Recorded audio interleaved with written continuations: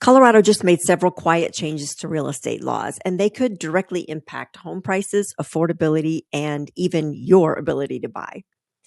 Hey, friend, if you're thinking about moving to Colorado, or even if you already live here, this is something you need to know and to understand because these legislative changes are happening right now behind the scenes. Let's talk about them. Number one, wildfire regulations. One of the biggest updates is around wildfire building requirements. A bill that would have delayed these new requirements actually failed. So the original deadlines are staying in place. That means that builders are still required to meet stricter wildfire codes by 2026. Now, on the surface, that sounds like a really good thing. And it is for safety. But here's the impact to you. You're going to see higher construction costs, longer build timelines, and that's going to relate into potentially higher home prices. This will be a factor, especially in the areas around Denver where expansion is really booming. Number two, insurance and roofing changes. Another big piece of this legislation surrounds insurance. Colorado's working on a program to help homeowners upgrade to hail and wildfire resistant homes.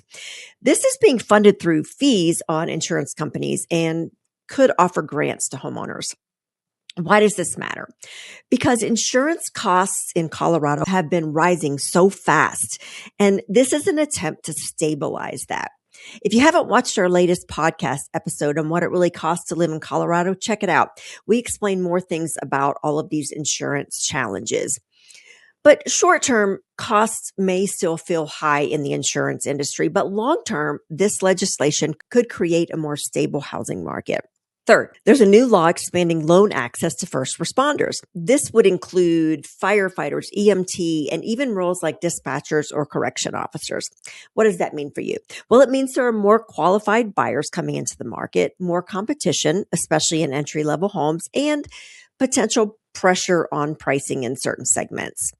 And fourth, one more quick win is a post-closing occupancy agreement that just got more flexible. Basically, home buyers and sellers can now negotiate higher security deposits when someone stays in the home after closing. This is super common in Colorado, and it makes the transaction a lot smoother, especially in really competitive situations.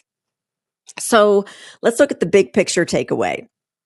When you zoom out, here's what's really happening. Costs to build and own homes might increase. More buyers might be entering the market, and Colorado is trying to stabilize long-term risks like insurance and wildfire damage. All of those factors play into pricing. This is exactly why we started our podcast, Living Colorado, Getting Real Estate, because there's so much happening behind the scenes that most buyers and sellers never hear about. On our podcast, we break down what it's actually like living in Denver and what's going on in the Denver market so you can make smart decisions, whether you're moving here or you already live here. We drop new episodes every week, so check it out. We'll see you there.